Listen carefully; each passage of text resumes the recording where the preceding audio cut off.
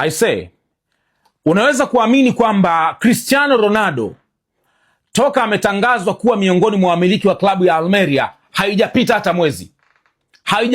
hata mwezi my brother. Sasa hivi klabu ya Almeria inaingia kwenye top 5 ya vilabu vya Spain ambavyo vina followers wengi sana, especially Instagram. Top 5 ya klabu za Spain zenye wafuasi wengi huku Instagram. Kwa nini? Ronaldo effect brother. This guy hata mwezi haujaisha. Nilikuwa nasema kipindi fulani nikasema kwamba Ronaldo amejua jinsi ya kutengeneza brand yake. Sio tu kama mchezaji, naizungumzia brand ya Ronaldo. Achilia mbali masuala ya talent na vitu ambavyo anafanya uwanjani. Ronaldo is a brand. Brand yake ni kubwa sana this guy. Kiasi cha kwamba kila anachokigusa kinaitika. Kutangaza tu kwamba ni sehemu ya wamiliki wa Almeria.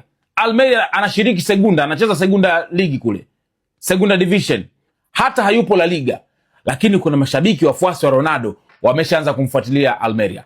And I believe hata games za Almeria za Segunda zitakuwa zinapata watazamaji wengi sana mtandaoni kutokana na nguvu ya Ronaldo. Just because watu wamesikia kwamba, mashabiki zake wamesikia kwamba na yeye pia ni sehemu ya wamiliki bro. That's the power of brand. Nguvu ya brand.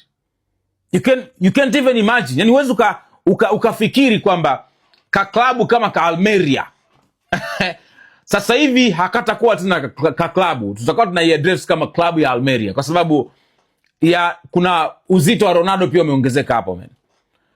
This is crazy man. Very crazy. Wana followers milioni 3.2 sasa hivi. Hawa Almeria. 3.2. Na itazidi kupanda. No wonder baada ya miezi miwili ukasikia wana followers milioni 10. Na hapa bado Ronaldo hajaonekana siku moja labda kwenye games. Amekwenda kuangalia one of the games ambazo wanacheza. Mzee hiyo ndio itaitika, wataboost sana. Wow. Anyway. This is Ronaldo, CR7. Na hiyo ndo nguvu ambayo unaweza kaiona kutoka kwake.